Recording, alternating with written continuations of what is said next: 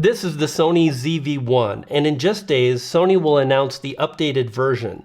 I want to warn you about buying a camera like this. Quite honestly, I think this is an incredible value and probably the perfect camera. A great camera for most users on YouTube that are looking for a fun camera that's easy to use, shoots great automatic modes, and is specifically designed for video. Now, when this came out, it shot in 4K, still does, obviously, 24 frames per second, 30 frames per second in 4K, had brand new color science, had brand new stabilization, produced an absolute beautiful image, was small, compact, and I filmed with this on my other channel for many videos, and a lot of people didn't even know that I wasn't using my $3,500 Sony a7S III.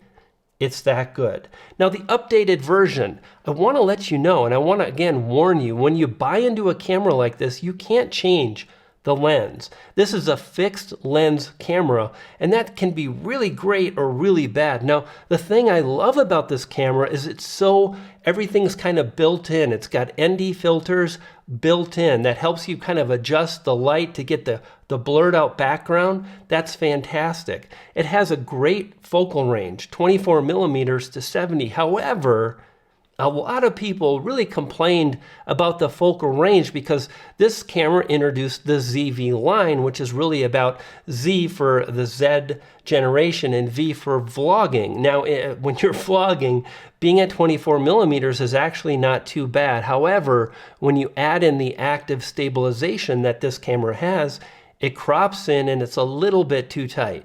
Now, the good news, what I've been hearing from Sony Alpha rumors, is the new Mark II is going to have an 18 to 70 fixed focal range of a lens. That is absolutely incredible.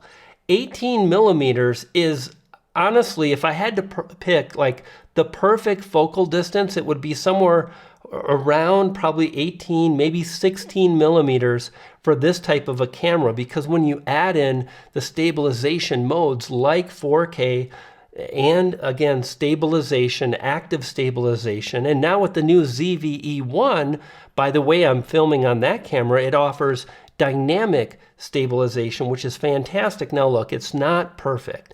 It's not a gimbal, but we're getting closer and closer in a mirrorless camera.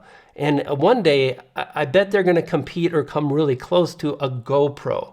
So again, when you crop in, when you're shooting and vlogging, you're using active stabilization or dynamic stabilization when you need to, when you're out and about and you're moving, you want to have steady footage. Well, it's just too much of a crop. So the new lens coming in at 18 to 70 millimeters, I think is absolutely incredible. Here's some thought. Now, I mentioned Sony's going to be charging more for this camera. They had to design completely design a new lens based on market demand. You have to give Sony props. I mean, you don't have to do anything, but I'm going to and say, wow, you know, way to go, way to anticipate, or not really anticipate, but hear the market and adjust, and now coming out with a Mark II. And if this is true, if it's an 18 millimeter to 70, it's just going to sell so well. But I think where it gets really exciting is that this camera is based on a 1-inch sensor. Now, currently, you know, I have this iPhone, is this like the 14?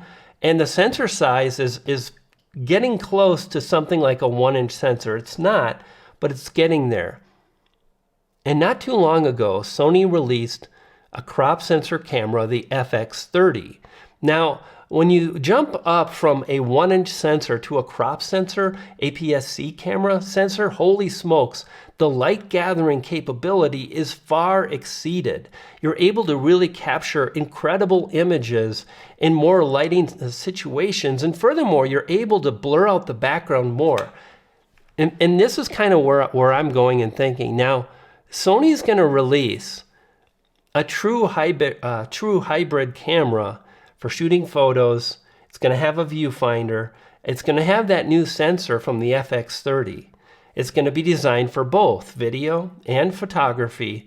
It's going to be a fantastic camera. But what if Sony took that sensor and they put it in this, and instead of a 1-inch sensor, you got a crop sensor instead an APS-C sensor, that would do so much for the light performance of this type of a camera.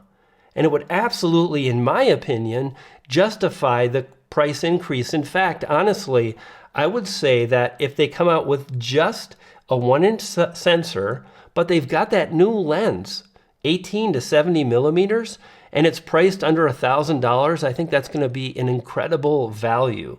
There are a lot of new features and functionality that are coming out to the newer cameras. The AI chip that's been integrated into the A7R5, the ZV1, and that's the first camera to really focus on video with the new chip. And I got to tell you, it's doing really warm, is performing really well. And I was thinking about warm because I have not once had an overheating issue with the ZV1, the ZV-E1. Someone's at my door, but we're going to keep on rolling. So those are some of the things I want to warn you about. The price is going to increase. However, there could be a really great opportunity for this camera to meet the needs of so many people, and maybe you. Now check out these additional videos on the screen now. I'll see you on the next one. You dig?